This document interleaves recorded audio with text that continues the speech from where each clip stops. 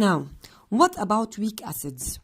Weak acids are partially dissociated into ions. So, I can say partially dissociated or ionized. By the way, they are the same meaning.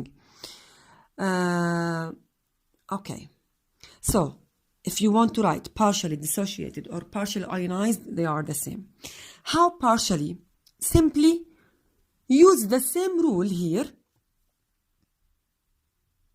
Divided into two parts, positive, okay, let me use pencil, positive and negative. So we have H3O plus and CO3 minus 2, exactly as we did before, but instead of using one arrow to represent the method of or the process of ionization, here use two arrows.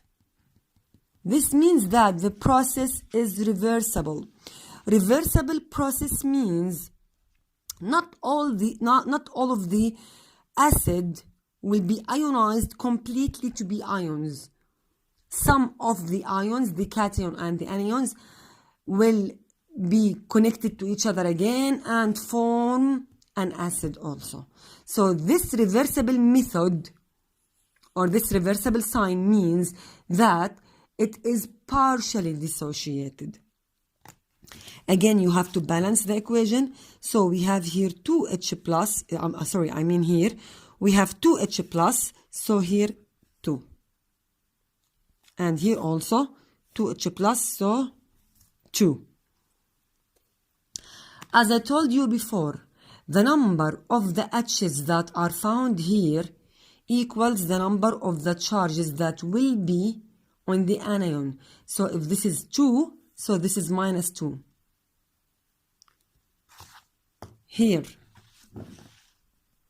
if this is a 3, so this is minus 3, the sulfate. If this is 1, so the nitrate minus 1. If this is 2, H2, so the sulfate is minus 2.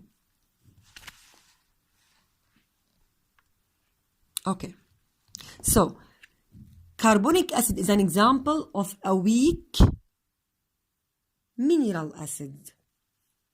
What about an organic acid? I told you before that the organic acid will be, in general, as a family, will be taken in chapter 10 in grade 9. But enough to know this year that an organic acid is any acid that has a carbon, a hydrogen, and any other elements. So any acid that has a carbon are called organic acid. This is vinegar, which is an ethanoic acid. So the public name is vinegar, but the IUPAC name or the official name for vinegar is ethanoic acid. This is the formula of ethanoic acid. You must memorize it. It is CH3COOH. Why we write COOH?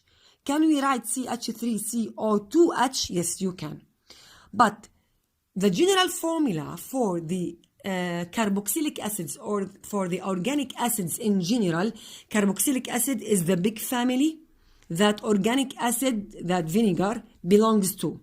Or let us say the general formula of any organic acid must be written like this: OOH, not O2H.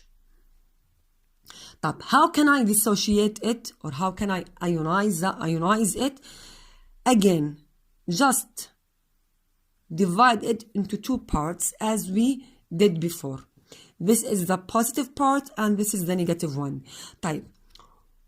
Why I choose this hydrogen but not these hydrogen atoms?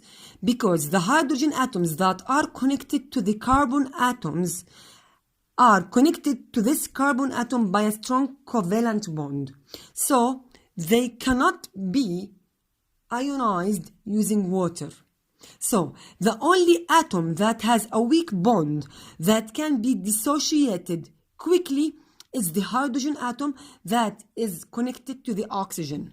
But the hydrogen atom that is connected to the carbon atom has a very strong hydrogen bonds, so we cannot dissociate them using water particles. Again, the reversible reaction means that only a small fraction of the molecule, which is the ethanoic acid in this case, is dissociated into hydrogen and ethanoate ions. So this means that a small amount or a small fraction of this acid is ionized or dissociate. طب can we return it back? Yes. So this is a reversible reaction. This means that we have a forward reaction and a backward reaction. طب can I use another method? Yes.